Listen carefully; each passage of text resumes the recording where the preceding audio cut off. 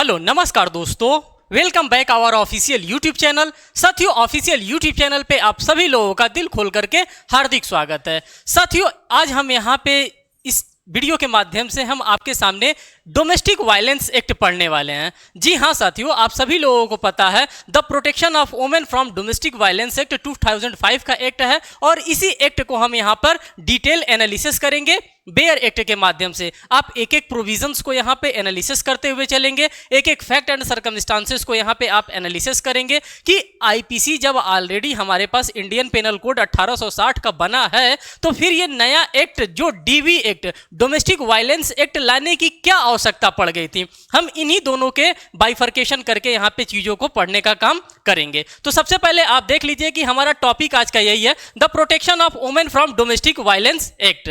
तो अब ये जो एक्ट है साथियों, ये 2005 में ये एक्ट लाया गया। अब इस एक्ट का लाने का क्या पर्पस था, इसी पर्पस को अब हम यहाँ पे समझने वाले हैं। तो साथियों, हम इसके लिए व्हाइट पेपर ले लेते हैं और व्हाइट पेपर के ही माध्यम से हम आपको चीजें यहाँ पे एक एक करके समझाने वाले हैं। जब हम बात करते हैं डीवी एक्ट, किसकी बात करते हैं साथियों, एक मिनट, जब हम बात करते हैं डीवी एक्ट की बात करते हैं, डोमेस्टिक वायलेंस एक्ट 2005 की बात करते हैं और साथ ही साथ हम आईपीसी की बात करते हैं, मींस कि इंडियन पेनल कोड की बात करते हैं। ये दोनों एक्ट है, ये मेजर एक्ट है और ये माइनर एक्ट है। आप सभी लोगों को पता है कि जुडिशरी के एग्जामिनेशन में ये यहाँ से बार बार आपके एग्जामिनेशन में क्वेश्चन पूछा जा रहा है। कई जगहों के जुडिशरी एग्जामिनेशन में डोमेस्टिक वायलेंस एक्ट को एज अ एक्ट के तौर पे रखा गया है। और अगर हम आईपीसी की बात करते हैं तो साथियों, लॉर्ड मैकाले साहब के द्वारा बनाया गया हमारा इंडियन पेनल कोड है, जो कि मेजर सब्जेक्ट के अंतर्गत कंसिडर किया जाता है।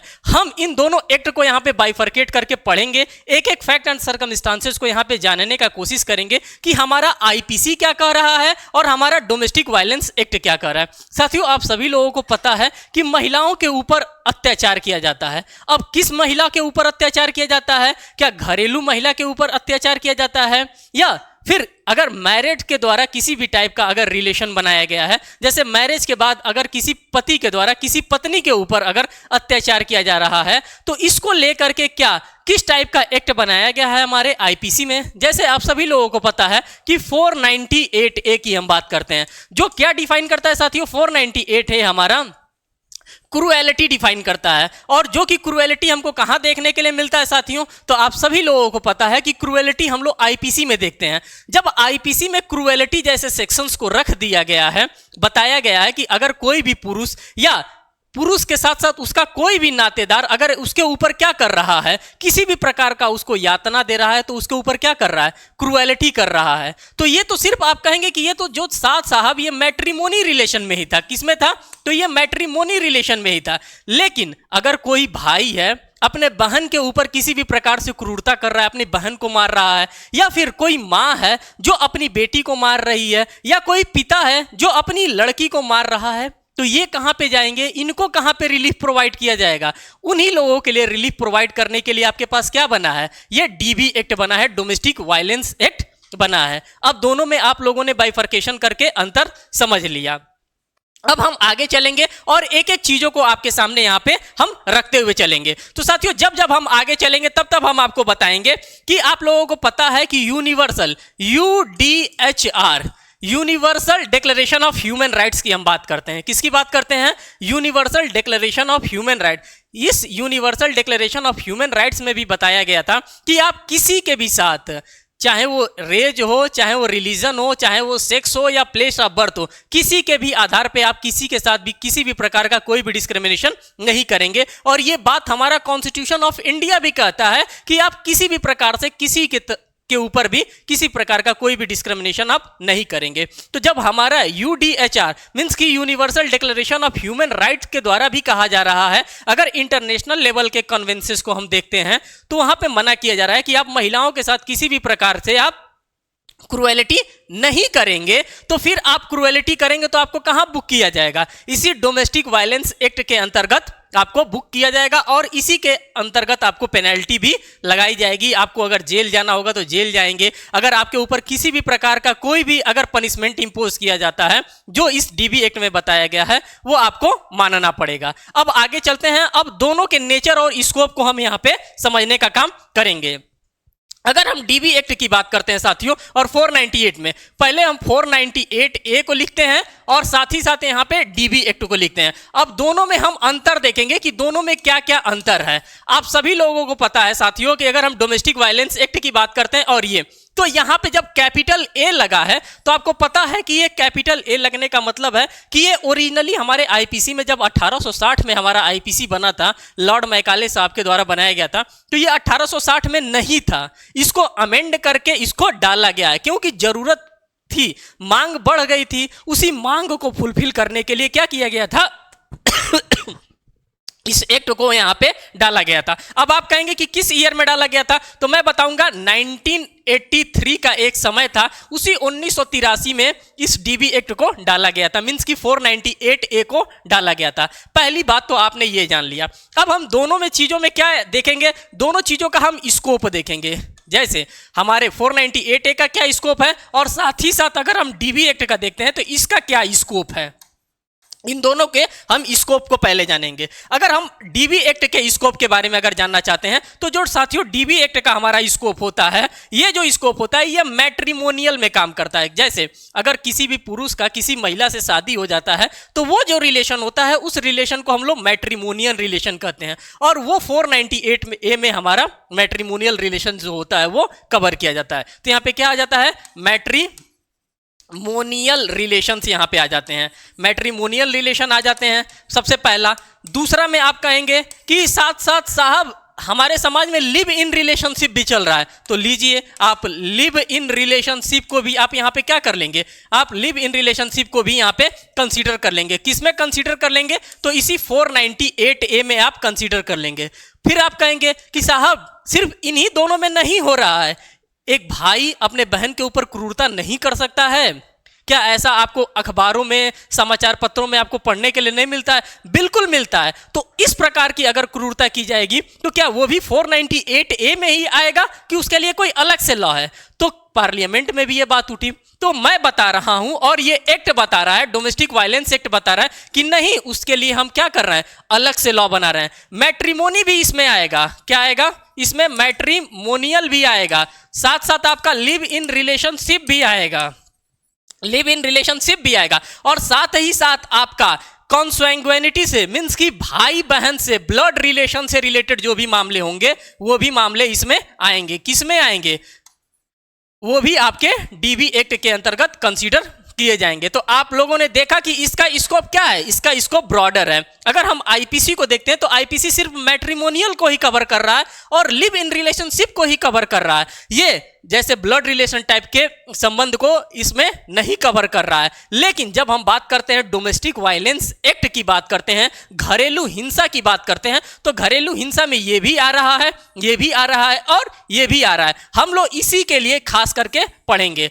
जो भी साथियों घरेलू हिंसा की बात आती है वो किसके ऊपर घरेलू हिंसा किया जाता है, तो जो भी हम बात करेंगे यहाँ पे महिलाओं के ही संदर्भ में बात करेंगे। ये आपके लिए डिस्क्लेमर है, क्योंकि यहाँ पे पुरुषों के ऊपर घरेलू हिंसा नहीं हो रहा है। घरेलू हिंसा जो भी हो रहा है किसके ऊपर हो रहा है? महिलाओं के ऊपर हो रहा है। और कौन कॉज कर रहा है? तो पुरुष कॉज कर रहा है। और यहाँ पे जो फंसेगा, कौन फंसेगा? वो पुरुष फंसेगा। उसी के अकॉर्डिंग में सारी बातें यहाँ पे चल रही हैं। अब हम आगे यहाँ पर देखेंगे कि कौन सा मामला किस नेचर का है।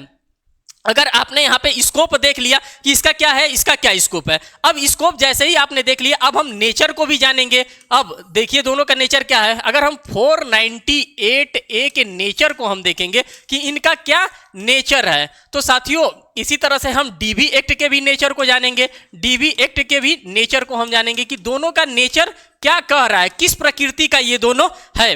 तो हम यहां पर देखेंगे साथियों, जो हमारा ये 498 होता है ये क्रिमिनल नेचर का होता है। किस नेचर का होता है साथियों? तो ये जो होता है हमारे क्रिमिनल नेचर का होता है। नेचर से भी आपके एग्जामिनेशन में क्वेश्चन पूछे जाते हैं कि ये जो 498 ए है इसका नेचर क्या है, आप नेचर को डिफाइन करिए। तो साथियों ये जो है आपका क्रिमिनल नेचर का है। अब कहेंगे कि ये डीबी एक्ट जो है वो किस नेचर का है बता दीजिए। तो हम कहेंगे दिखता तो ये क्रिमिनल नेचर का है, दिखता तो क्रिमिनल नेचर का है, बट ये क्या है साथियों, ये सिविल नेचर का है। क्या है, ये सिविल नेचर का है। देखने में तो लगेगा कि नहीं ये शेर खान है, लेकिन जब सामने जाएगा तो ये चूहा बन जाता है, मीन्स कि सिविल नेचर का ये काम करता है। तो दोनों के नेचर के बारे में आप लोगों ने देख लिया। अब रिजल्ट के बारे में भी हम बात करेंगे। किसके बारे में बात करेंगे? अगर ये क्रिमिनल नेचर का होगा तो जाहिर सी बात है, जब कभी भी किसी भी महिला के ऊपर किसी के भी पति के द्वारा अत्याचार किया जाएगा तो वो महिला क्या करेगी, वो डायरेक्ट भागेगी। अगर मान लीजिए कि कोई पति है और वो कोई पत्नी है अपने पति से पिट रही है, तो वो क्या करेगी, इसमें रिलीफ अगर लेना चाहती है तो जा करके वो FIR दर्ज कराएगी। क्या कराएगी साथियों, यहाँ पे FIR दर्ज कराएगी, मीन्स की फर्स्ट इंफॉर्मेशन रिपोर्ट दर्ज करवाएगी। और ये दर्ज कहाँ करवाएगी, जा करके पुलिस चौकी पे या थाने में, जहां पे भी FIR वहां पे लॉज होता होगा, वहां पर जाकर के पहले क्या कराएगी, जैसे ही उसके ऊपर क्रुएलिटी हो रहा है, 498A हो रहा है, वो जा करके FIR दर्ज करवा देगी। लेकिन अगर हम इसके रिजल्ट की बात करते हैं, अगर डीबी एक्ट के रिजल्ट की हम बात करते हैं, तो साथियों डीबी एक्ट के रिजल्ट में क्या होगा, दोनों का अंतर समझिए। इसके बाद से अभी हम बेयर एक्ट प्रोविजन भी आपके सामने एक एक करके रखने वाले हैं। अब इसके रिजल्ट की अगर हम बात करते हैं कि इसका क्या रिजल्ट होगा, तो इसमें 2 रिजल्ट निकल करके आएगा। अब कहेंगे कि क्या क्या रिजल्ट आएगा, तो साथियों एक रिलीफ बेस्ड रिजल्ट आएगा। एक क्या रिजल्ट आएगा, एक रिलीफ बेस्ड रिजल्ट आएगा, और दूसरा इसमें पनिशमेंट बेस्ड रिलीफ आएगा। कौन सा आएगा, तो पनिशमेंट बेस्ड रिलीफ आएगा। यहां पे सिर्फ और सिर्फ एक ही रिजल्ट आ रहा है कि अगर पत्नी ने FIR दर्ज करा दिया तो पति महोदय को पकड़ करके थाने में लाया जाएगा, अगर 498A होगा। लेकिन जहां पे डीबी एक्ट होगा, डोमेस्टिक वायलेंस एक्ट कॉज किया जाएगा, यहां पे क्या होगा, घरेलू हिंसा होता है। सरकार नहीं चाहती है, अगर कोई भाई है अपने बहन को बहुत ज्यादा मार दिया, बहुत ज्यादा मार दिया, तो भी सरकार ये चाहती है कि परिवार में है, परिवार में जब गांठ लग जाता है तो गांठ खुलता नहीं है, उसीलिए यहां पे क्या दिया जाता है, पहले आपको रिलीफ प्रोवाइड किया जाता है।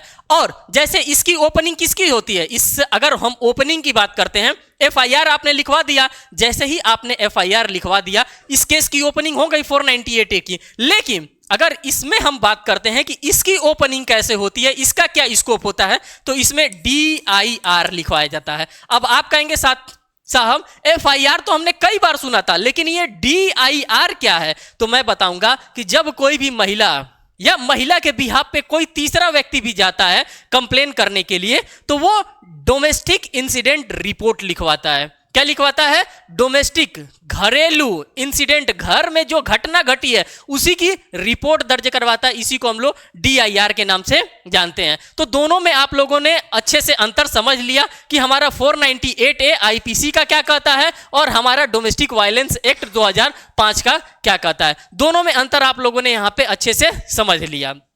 अब जब आप लोगों ने अंतर को समझ लिया तो अब हम आगे चलते हैं और बेयर एक्ट के लैंग्वेज में बेयर एक्ट को समझेंगे। अब देखिए, अगर हम इन टोटलिटी अगर आपसे बात करना चाहेंगे कि इसमें क्या क्या चीजें आपको प्रोवाइड किया गया है, कौन कौन सा ऐसा मटेरियल है जो कि आपके एग्जामिनेशन के लिए बहुत ही ज्यादा इंपॉर्टेंट है और बार बार आपके एग्जामिनेशन में पूछा जाता है, अब हम इसको थोड़ा सा यहाँ पे कवर करने वाले हैं। अगर हम बात करते हैं साथियों डोमेस्टिक वायलेंस एक्ट की, अब डायरेक्ट हम बात जो भी करेंगे वो डीबी एक्ट के प्रोस्पेक्टिव में ही करेंगे। अब हम भाग के IPC में नहीं जाएंगे, जब जरूरत होगी तो फिर IPC में जाएंगे। अब हम जो भी बात कर रहे हैं साथियों इसी के अकॉर्डिंग्स में बात कर रहे हैं, डीबी एक्ट 2005 के बारे में बात कर रहे हैं। अगर हम आपसे बात करें कि डीबी एक्ट में टोटल चैप्टर कितने दिए गए हैं, किसकी बात कर रहे हैं साथियों, ये टोटल चैप्टर की अगर हम बात करते हैं, टोटल चैप्टर कितने दिए गए, टोटल 5 चैप्टर इसके अंतर्गत दिए गए हैं। अगर हम टोटल सेक्शन की बात करते हैं कि टोटल नंबर ऑफ सेक्शंस इसमें कितने दिए गए हैं, जैसे कि अगर हम IPC की यहां पे बात कर लेते हैं थोड़ा सा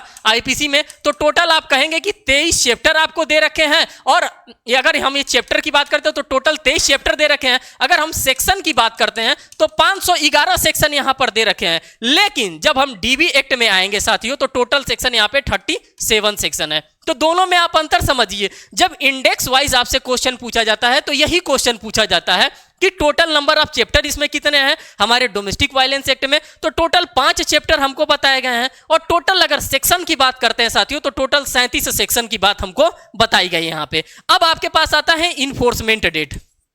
क्या आता है साथियों, इन्फोर्समेंट डेट आता है आपके पास। इन्फोर्समेंट डेट आता है और दूसरा आपके पास आता है इनेक्टमेंट डेट।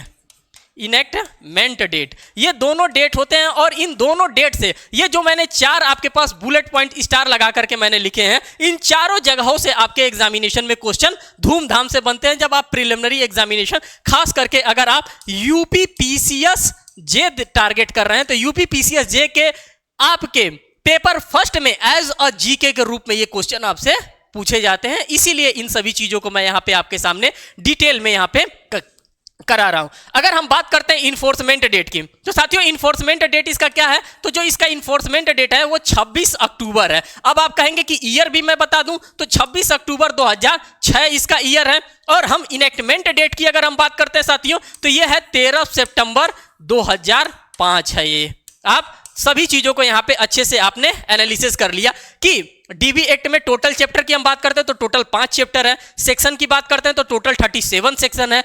अगर हम इन्फोर्समेंट डेट की बात करते हैं तो 26 अक्टूबर है। अगर हम इनेक्टमेंट डेट की बात करते हैं तो 13 सितंबर 2005 है। अभी इन सभी चीजों को मैं आपके सामने बेयर एक्ट में भी रखने वाला हूं। अब आइए हम डायरेक्ट अब बेयर एक्ट पे चलते हैं और बेयर एक्ट के माध्यम से अब चीजों को हम यहां पे एनालिसिस करने वाले हैं। तो साथियों ये आ गया आपका बेयर एक्ट। अब देखिए बेयर एक्ट को किस तरह से सजा करके आपके सामने यहां पे अरेंज मैनर में प्रोवाइड किया गया है। The protection of women from domestic violence act 2005 को हम पढ़ रहे हैं। अरेंजमेंट ऑफ द सेक्शंस की अगर हम बात करते हैं तो आप लोगों ने देखा कि मैंने ऑलरेडी आपको बता दिया कि चैप्टर के नाम पर अगर हम बात करते हैं तो आपको टोटल 5 चैप्टर यहां पे प्रोवाइड किए गए हैं, जिसमें से पहले चैप्टर में हम आ रहे हैं तो यहां पे हमको प्रिलिमिनरी देखने के लिए मिल रहा है और प्रिलिमिनरी में हमको 2 सेक्शन देखने के लिए मिल रहा है। कितने सेक्शन देखने के लिए मिल रहा है साथियों? प्रिलिमिनरी के अंतर्गत हमको 2 सेक्शंस देखने के लिए मिल रहा है। और आपको यह भी पता है कि टोटल अगर हम सेक्शंस की बात करते हैं, टोटल सेक्शन की बात करते हैं तो टोटल 37 ही सेक्शन है। छोटा सा एक्ट है और इसी छोटे से एक्ट को हमको पढ़ना है और अपने एग्जामिनेशन में अच्छा सा नंबर गेन करना है। अब आप आइए, अब हम यहां पे चीजों को आपके सामने एक एक करके समझाने वाले हैं। सेक्शन नंबर फर्स्ट की अगर हम बात करते हैं साथियों, तो इसमें चिल्ला चिल्ला करके बता रहा है मेरा नाम कर रहा है। Short title extent and commencement की बात कर रहा है, कह रहा है कि मेरा नाम डोमेस्टिक वायलेंस एक्ट है। आप कहीं जाते हैं, आपसे पूछा जाएगा कि आपका नाम क्या है, तो आप अपना ही नाम बताएंगे ना। तो सेक्शन पहले में ही साफ साफ कह रहा है कि साहब मेरा नाम घरेलू हिंसा अधिनियम सन 2005 है। यह सेक्शन नंबर पहला सादा सादा कर रहा है। दूसरे वाले सेक्शन में कह रहा है साथी साहब हमारे पास ये भी है, मींस कि देश भर के डेफिनेशन क्लॉजेज इनके सेक्शन नंबर 2 में प्रोवाइड किए गए हैं। तो आपको समझ में आ जाना चाहिए कि जब हम चैप्टर नंबर फर्स्ट को पढ़ेंगे और चैप्टर नंबर फर्स्ट में हमको क्या प्रोवाइड किया गया है, प्रिलिमिनरी प्रोवाइड किया गया और उस प्रिलिमिनरी में हमको 2 ही सेक्शन प्रोवाइड किया गया है। एक में चीख चीख के करा कि साहब मेरा नाम घरेलू हिंसा अधिनियम है, डोमेस्टिक वायलेंस एक्ट है, और दूसरे सेक्शन में कह रहा है कि साहब हमारे पास कुछ ऐसे डेफिनेशन क्लॉजेज हैं जो कि आप जहां पढ़ेंगे, जहां पे आप इसको एडजस्ट करेंगे वहां पे मैं सुटेबल हो जाऊंगा। तो आपने सेक्शन नंबर फर्स्ट और सेक्शन नंबर सेकंड को आपने यहां पे समाप्त कर लिया। अब आपके पास जैसे ही मैंने बताया था कि आपके पास चैप्टर नंबर सेकंड भी है, क्योंकि मैंने आपसे ऑलरेडी बता दिया है कि 5 ही चैप्टर है, तो चैप्टर नंबर आप सेकंड है और चैप्टर नंबर सेकंड में आपको डोमेस्टिक वायलेंस के बारे में बताया गया कि घरेलू हिंसा होता क्या है, किसको हम लोग घरेलू हिंसा कहते हैं। क्या पति ने पत्नी को कह दिया कि तुम आज खाना नहीं सही बनाई हो तो ये घरेलू हिंसा के अंतर्गत आएगा, या पति के द्वारा खूब अपनी पत्नी को पीटा गया है और घर से निकाल दिया गया है, उसको नहाने के लिए साबुन तक नहीं दिया जा रहा है, बाथरूम में ताला लगा दिया जा रहा है, इसको हम लोग घरेलू हिंसा कहेंगे। तो इसके बारे में हम कहां पढ़ेंगे? डेफिनेशन ऑफ डोमेस्टिक वायलेंस, इसके बारे में हमको सेक्शन नंबर 3 के अंतर्गत जाना है और सेक्शन नंबर 3 में ही हम पढ़ेंगे कि घरेलू हिंसा होता क्या है, किसको हम लोग कहेंगे कि घरेलू हिंसा है। पति ने कह दिया शाम को कि तुम चाय नहीं अच्छा बना रही हो, तो अब तुम्हारे हाथ से हम चाय नहीं पिएंगे, तो क्या ये घरेलू हिंसा हो गया? उसी के बारे में हम यहाँ पे सेक्शन नंबर 3 में पढ़ेंगे। और आप देख सकते हैं कि सेक्शन नंबर 3 का कितना ज्यादा वेटेज है कि एक पूरा का पूरा चैप्टर नंबर 1 मीन्स की चैप्टर नंबर सेकंड में सिर्फ और सिर्फ एक ही सेक्शन आपको प्रोवाइड किया गया है और वो है सेक्शन नंबर 3। अब आप आइए चैप्टर नंबर 3 पे। जब आप चैप्टर नंबर 3 पे आएंगे तो जाहिर सी बात है यहां पे किसकी बात कर रहा है? पावर्स की बात कर रहा है। थोड़ा सा मैं पेन को दूसरे कलर का ले लेता हूं जिससे कि आपको ही मजा आए। देखिए चैप्टर नंबर अगर हम 3 की बात करते हैं तो यहां पे पावर्स की बात कर रहा है। अब किसके पावर की बात कर रहा है? ड्यूटीज की बात कर रहा है। किसके ड्यूटीज की बात कर रहा है? ऑफिसर्स सर्विसेज प्रोवाइडेड, जो ऑफिसर होंगे जिनको सर्विस प्रोवाइड करने के लिए कहा गया है, जैसे कि मान लीजिए कि अभी किसी महिला के साथ इस प्रकार का दुर्व्यवहार उसके घर वालों के द्वारा किया जाता है तो उसको ले जाकर के नारी निकेतन में रख दिया जाता है, या अगर छोटी बच्ची है तो उसको बाल सुधार गृह में ले जाकर के रख दिया जाता है। तो अगर वहां पे रखा जाता है तो जिम्मेदारी किसकी बनेगी?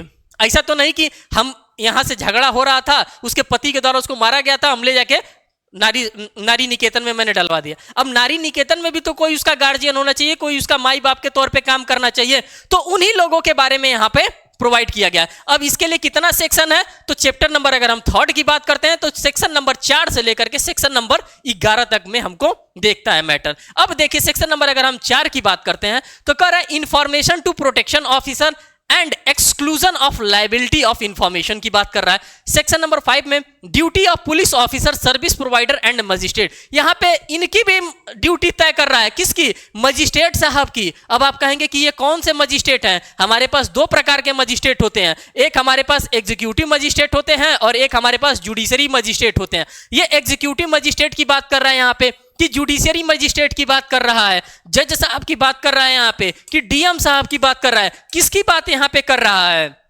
तो अभी हम सेक्शन में अंदर चलेंगे तो बताएंगे यहाँ पे डीएम साहब आएंगे कि हमारे जज साहब आएंगे, दोनों लोगों की बात कर रहा है। कैसे बात कर रहा है? ये सभी के सभी आपके ऐसे टॉपिक है जहां से बार बार आपके एग्जामिनेशन में क्वेश्चन पढ़ते हैं। कर रहा है ड्यूटीज ऑफ शेल्टर होम। अभी मैं शेल्टर होम का नाम ही ले रहा था, तब तक देखिए शेल्टर होम भी सेक्शन नंबर 6 में आ गया कि अगर हम किसी महिला को शेल्टर होम में रखवा देते हैं तो शेल्टर होम में अगर वो मान लीजिए कि किसी भी कारण से अगर वो प्रेग्नेंट हो गई तो उसकी जिम्मेदारी कौन लेगा?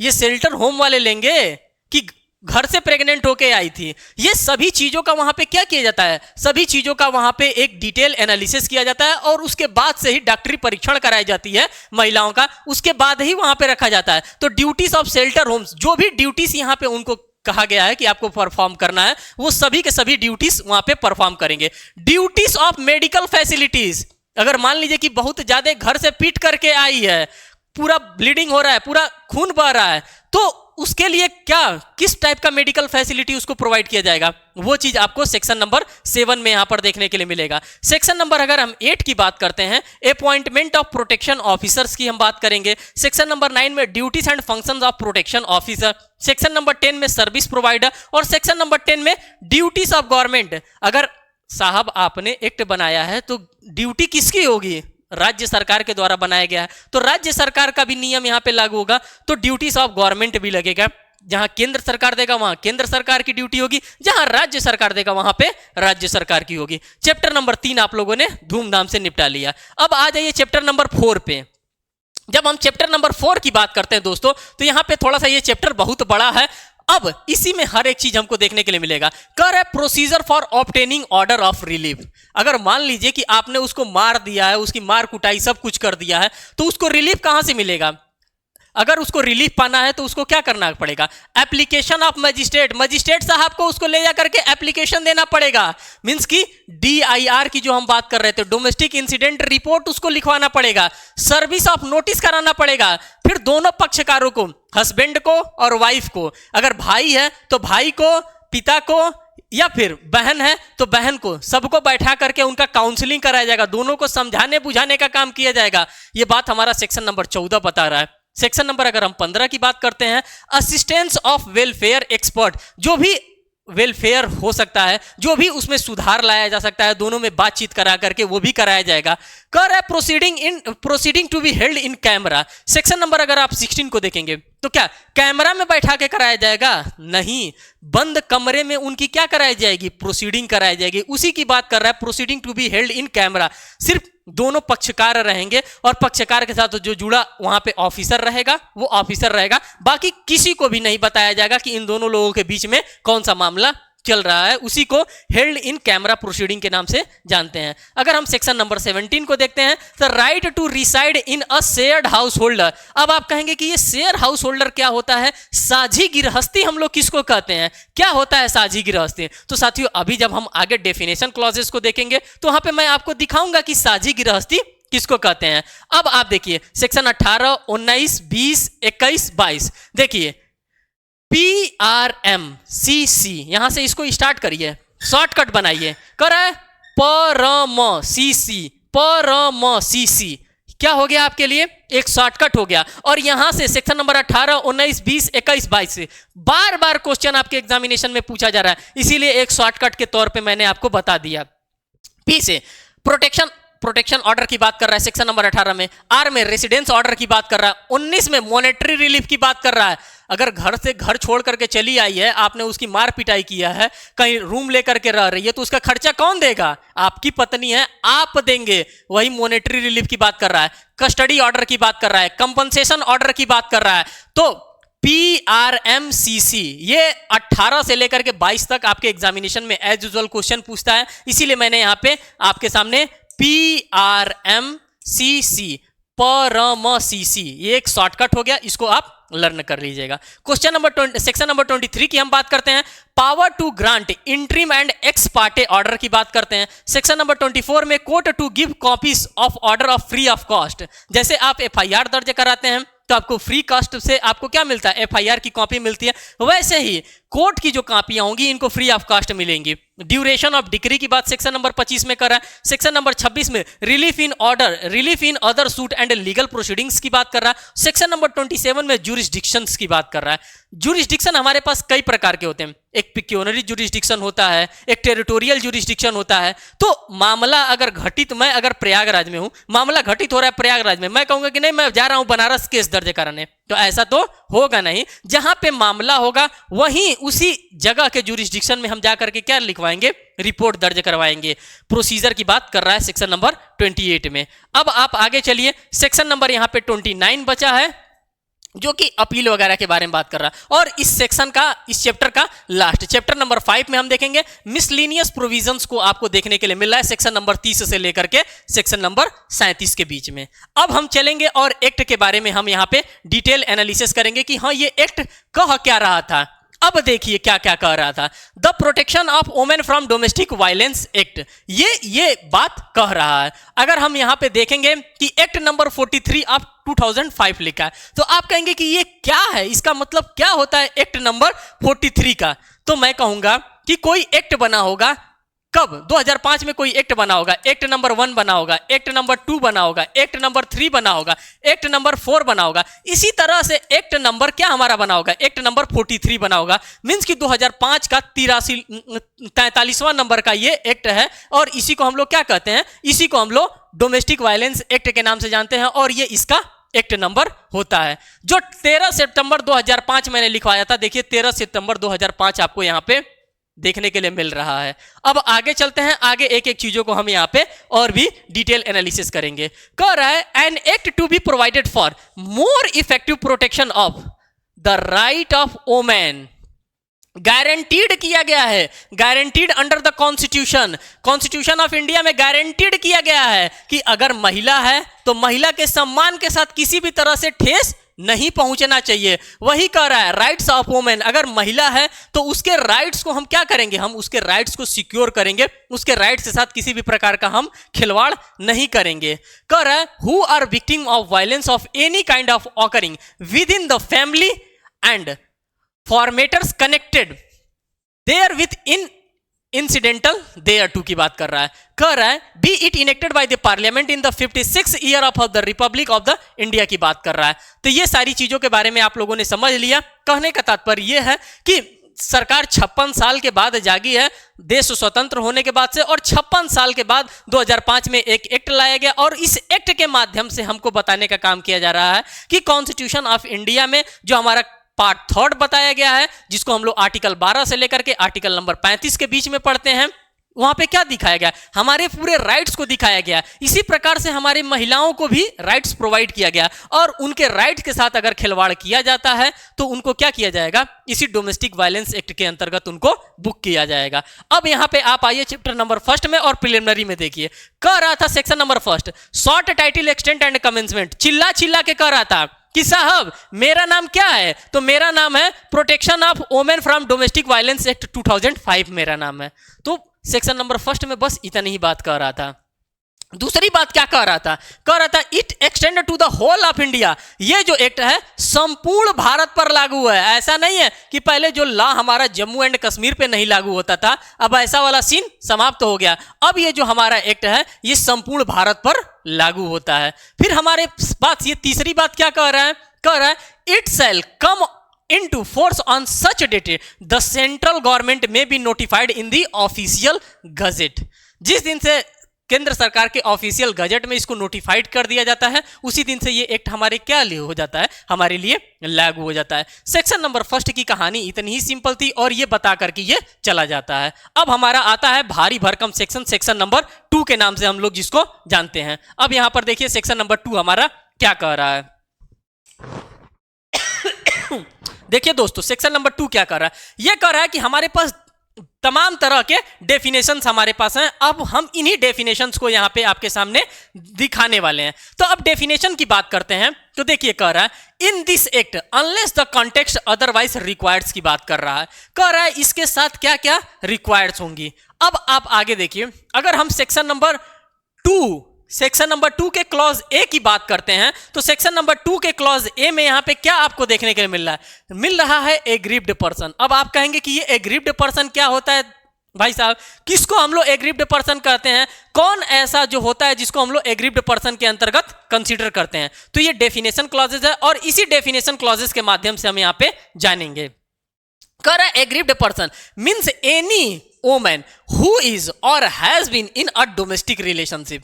किसकी बात कह रहा है कि कोई भी महिला हो जो किसमें हो, एक डोमेस्टिक रिलेशनशिप में हो, और किसके साथ हो, रिस्पोंडेंट के साथ हो, who alleges to have been subject to any act of domestic violence by the respondent की बात कर रहा है। अब आप कहेंगे कि ये भारी भरकम चीज क्या कह रहा है, तो मैं कहूंगा कि ये कुछ नहीं, भारी भरकम कुछ नहीं कह रहा है एक वाइफ है। क्या है साथियों, एक वाइफ है। वो वाइफ क्या कर रही है, एक महिला है। देखिए यहां पे लिख रहा है एक वोमेन है, महिला कहिए, वाइफ नहीं कहिए, एक महिला है जो कहां रह रही है, एक डोमेस्टिक रिलेशनशिप में रह रही है। कहां रह रही है, एक डीआर में लिख रही है। देखिए एक इक्वेशन मैं बना रहा हूं और इस इक्वेशन को आप समझ लेते हैं तो आपका काम आसान हो जाएगा।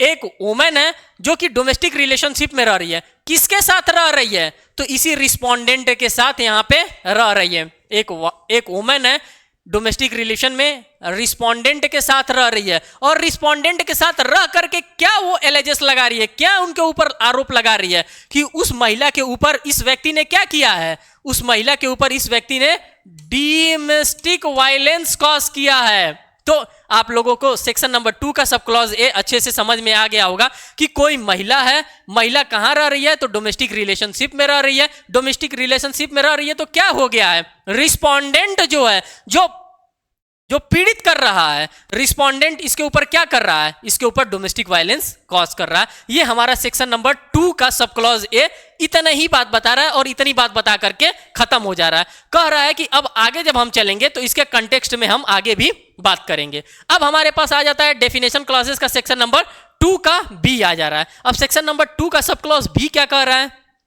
कह रहा है सेक्शन 2 का सब क्लॉज भी ये चाइल्ड के बारे में बता रहा है कि हम चाइल्ड किसको कहते हैं, कौन होता है चाइल्ड। तो अब देखिए child means any person who belonging. अब यहां पर देखिए चाइल्ड किसको हम लोग कहते हैं। अब ये सभी चीजों को आप यहां पे सभी टेक्निकल वर्ड्स को आपको समझना होगा। जैसे आप टेक्निकल वर्ड्स को यहां पे समझ लेंगे आपका काम क्या हो जाएगा साथियों, आपका काम आसान हो जाएगा। कह रहा है child means any person below the age of 18 year, जो भी 18 साल से कम होगा हम उसको क्या कहेंगे, हम डोमेस्टिक वायलेंस एक्ट के अंतर्गत हम उसको चाइल्ड कहेंगे। साथ ही साथ कह रहा है इंक्लूडिंग एनी, या तो फिर वो एडॉप्टेड हो या फिर स्टेप या फिर फोस्टर चाइल्ड हो। अगर इस टाइप का कोई भी चाइल्ड हो जो कि 18 साल से कम हो, चाहे वो एडॉप्टेड हो, चाहे वो स्टेप चाइल्ड हो या फिर वो फोस्टर चाइल्ड हो, तो उसको हम क्या मानेंगे, 18 साल से कम है तो हम उसको बच्चे के ही कैटेगरी में मानेंगे। और ये बात हमारा चिल्ला के डोमेस्टिक वायलेंस एक्ट 2005 बता रहा है। अब हमारे पास डेफिनेशन क्लॉसेस का सेक्शन 2 का सब क्लॉज सी आ जा रहा है। इसमें बात कर रहा है कंपनसेशन ऑर्डर के बारे में। सेक्शन 2D में कस्टडी ऑर्डर के बारे में बात कर रहा है, सेक्शन 2E में डोमेस्टिक इंसिडेंट रिपोर्ट के बारे में बात कर रहा था, जो कि मैंने इनिशियल स्टेज में ही आपको बताया था। FIR क्या होता है? फर्स्ट इंफॉर्मेशन रिपोर्ट, जो कि हमको CRPC के अंतर्गत देखने के लिए मिलता है, और ये डोमेस्टिक इंसिडेंट रिपोर्ट मींस की DIR क्या होता है। तो दोनों चीजों के बारे में हम यहाँ पे आपको बता रहे हैं। 2 का C कर रहा है, compensation order means an order generated in terms of section number 22। मैंने आपसे कहा था कि सेक्शन नंबर 22 कंपनसेशन ऑर्डर परम CC, याद आ रहा है, PRMCC, तो उसी का एक C है कंपनसेशन ऑर्डर, जो कि सेक्शन नंबर आप 22 में जाएंगे तो सेक्शन नंबर 22 के साथ हम लोग इसको पढ़ेंगे कंपनसेशन ऑर्डर क्या होता है। फिर सेक्शन नंबर 2 का सब क्लॉज D में कर रहा है कस्टडी ऑर्डर, तो ये भी हमको कहां देखने के लिए मिलेगा? जब हम लोग सेक्शन नंबर 21 के 1 में जाएंगे तो हमको कस्टडी ऑर्डर के बारे में अच्छे से समझ में आएगा कि क्या होता है कस्टडी ऑर्डर। और सेक्शन नंबर 2 का सब क्लॉज ई हमारा क्या कहता है साथियों? कर है डोमेस्टिक इंसिडेंट रिपोर्ट। अब इसका मतलब देखिए, कर है means a report made in the prescribed form on receipt of a complaint of domestic violence from the aggrieved person.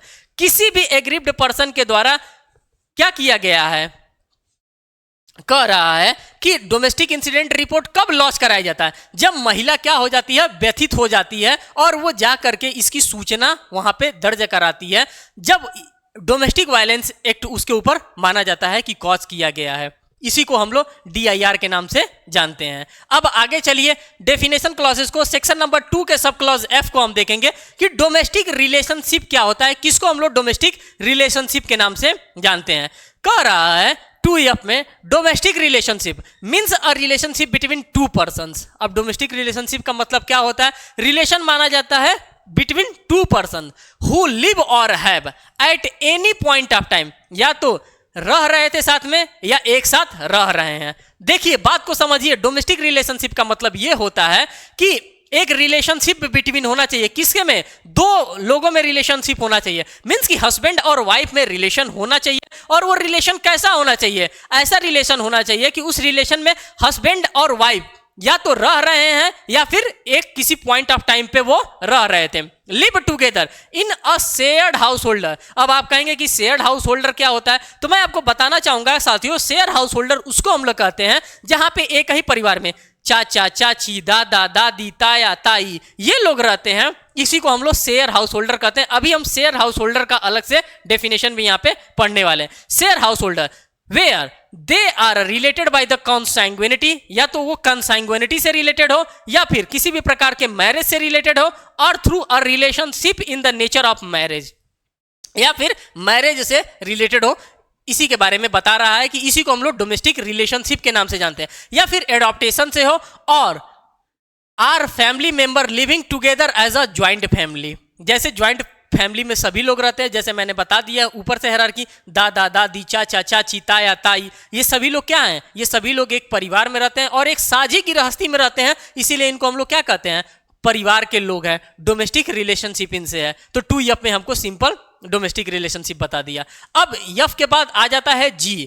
2G में कह रहा है डोमेस्टिक वायलेंस की बात कर रहा है कि किसको हम लोग डोमेस्टिक वायलेंस कहेंगे। तो ये साफ साफ कह रहा है कि साहब अभी हम नहीं बताएंगे डोमेस्टिक वायलेंस किसको कहते हैं, इसके लिए अलग से हम सेक्शन रखे हैं, और सेक्शन नंबर 3 हम इसके लिए सजा करके रखे हैं, और उसी सेक्शन नंबर 3 में हम चिल्ला चिल्ला करके बताएंगे कि डोमेस्टिक वायलेंस होता क्या है, किसको हम लोग डोमेस्टिक वायलेंस के नाम से हम लोग जानते हैं। 2G के अंतर्गत आपको देखने के लिए मिलेगा। फिर यही बात आपको 2H के अंतर्गत देखने के लिए मिलेगा, और सेक्शन नंबर 2H में आपको डावरी देखने के लिए मिलेगा। डावर का मतलब क्या होता है साथियों?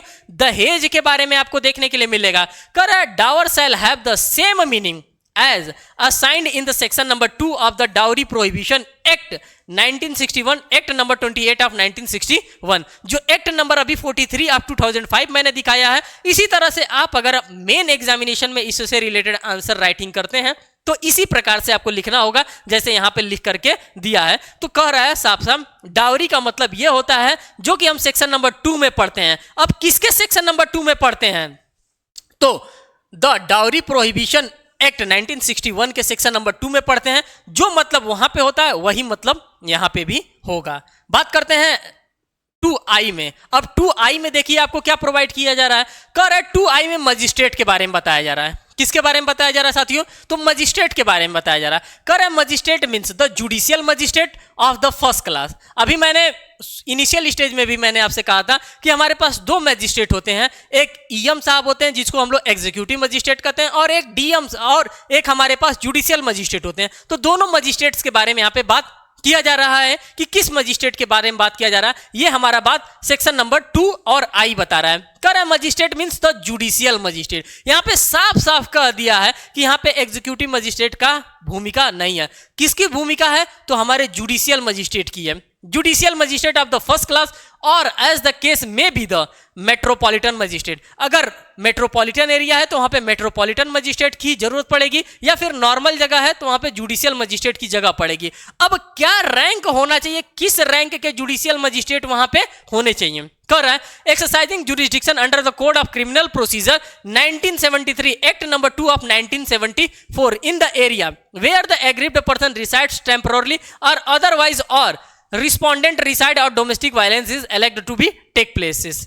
तो इसके बारे में यहाँ पे बता दिया गया और साफ साफ कह दिया है कि फर्स्ट क्लास के जुडिशियल मजिस्ट्रेट होने चाहिए, सेकंड और क्लास के नहीं, फर्स्ट क्लास के ही जुडिशियल मजिस्ट्रेट यहाँ पे होने चाहिए। तो मजिस्ट्रेट के बारे में ये बता दिया।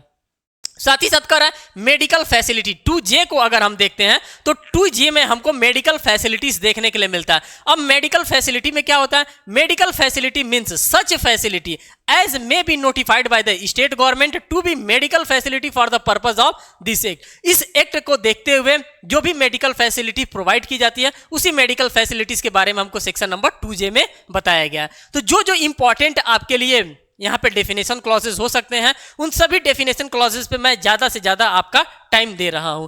अब यहाँ पे 2K में देखिए मॉनेटरी रिलीफ की बात करते हैं। अब मॉनेटरी रिलीफ क्या होता है साथियों, इसको भी आप देखिए। Monetary relief means the compensation which the magistrate में ऑर्डर द रिस्पोंडेंट टू पे द एग्रीव्ड पर्सन।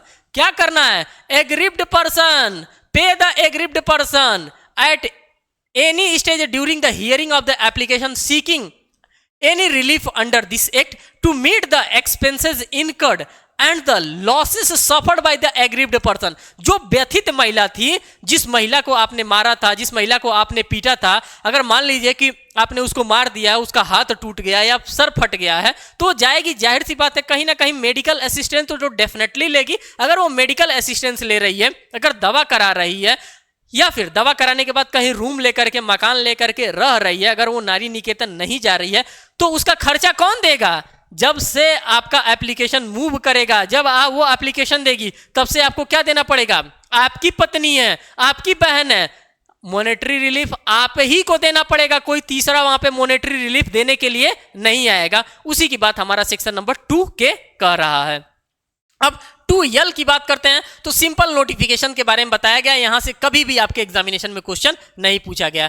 2M में प्रिस्क्राइब्ड के बारे में बताया गया है, जो भी चीजें प्रिस्क्राइब्ड की गई है आपके इस बुक के अंतर्गत। अब आगे देखिए 2N में आप आइए साथियों, और 2N में आप देखिए क्या कह रहा है। अगर 2N को हम देखते हैं कि यहाँ पे क्या कह रहा है, तो अब देखिए कह रहा है प्रोटेक्शन ऑफिसर की बात कर रहा है। सेक्शन नंबर 2 के सब क्लॉज N में प्रोटेक्शन ऑफिसर की बात कर रहा है। Protection officer means an officer appointed by the state government under sub section 1 of section number 8। जब हम सब सेक्शन 1 पढ़ेंगे सेक्शन नंबर 8 का, तो वहां पे हमको प्रोटेक्शन ऑफिसर के बारे में हमको पढ़ने के लिए मिलेगा। सेम इसी तरह से प्रोटेक्शन ऑर्डर को जब हम सेक्शन नंबर 18 पढ़ेंगे तो भी मिलेगा।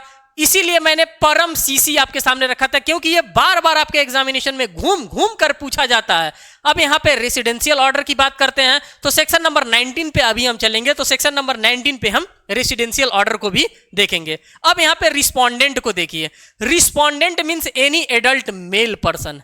अब रिस्पोंडेंट कौन हो सकता है, आप लोगों को पता है कि पहले ही बता दिया कि बालक किसको कहेंगे, जो 18 साल से कम है उसको हम लोग किस कैटेगरी में रखेंगे, चाइल्ड के कैटेगरी में। और यहां पे शब्द क्या रखा है, एडल्ट मेल पर्सन। और यही आपको देगा और वो भी देगा कि 18 साल तक का जो है उसको क्या कहा जाएगा, उसको मेल कहा जाएगा कि एडल्ट मेल कहा जाएगा, जब रीजन और असर्शन बेस्ड क्वेश्चन आपके एग्जामिनेशन में पूछा जाएगा। कह रहा है respondent mean any adult person. जब से आप लॉ पढ़ रहे हैं DB एक्ट, तब से पहली बार आपको मेल पर्सन यहां पर देखने के लिए मिल रहा है।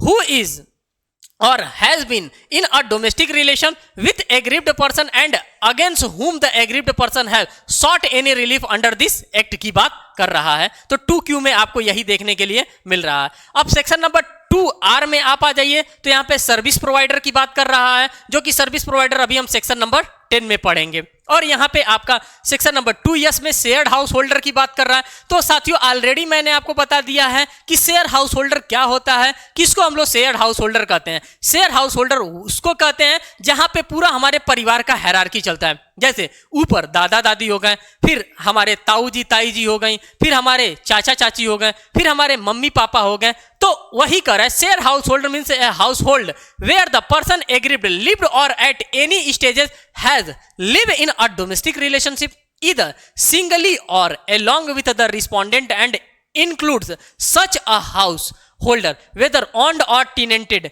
either jointly by the aggrieved person and the respondent or owned or terminated by the either of them in respect of which either aggrieved person or respondent or both jointly or single have right, या तो वहां पे किसी right के तहत वो रह रहा है या फिर किसी टाइटल के तहत रह रहा है या किसी भी प्रकार के इंटरेस्ट और इक्विटी के तौर पे वहां पे वो निवास कर रहा है। And include such house holder which may belong to the joint family, किससे बिलोंग कर रहा था? Joint family. अभी आप लोगों ने इससे पहले ज्वाइंट फैमिली का आप लोगों ने डेफिनेशन क्लॉजेस पढ़कर आया है। Joint family of which the respondent is the member, जहां पर रिस्पॉन्डेंट वहां पे क्या होगा? उसका मेंबर होगा।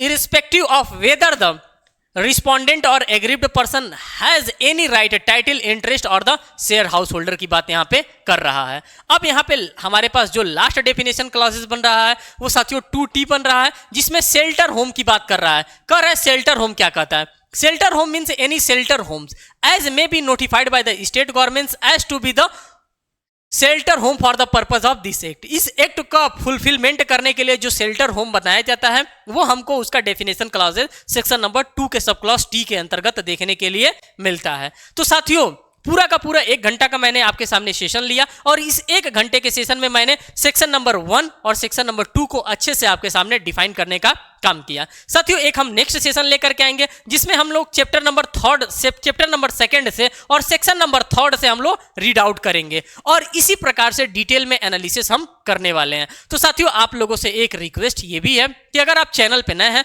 तो चैनल को जरूर सब्सक्राइब करिएगा, वीडियो को लाइक करिएगा और साथियों आप लोग अपना वैल्यूएबल कमेंट्स जरूर हमको करके बताइएगा। अगर आप लोगों को अच्छा लगे तो प्लीज अपना जो वैल्यूएबल कमेंट्स होगा वो हम तक जरूर पहुंचाइएगा। फिर मिलेंगे एक नेक्स्ट वीडियो में एक नेक्स्ट अपडेट के साथ, तब तक के लिए धन्यवाद।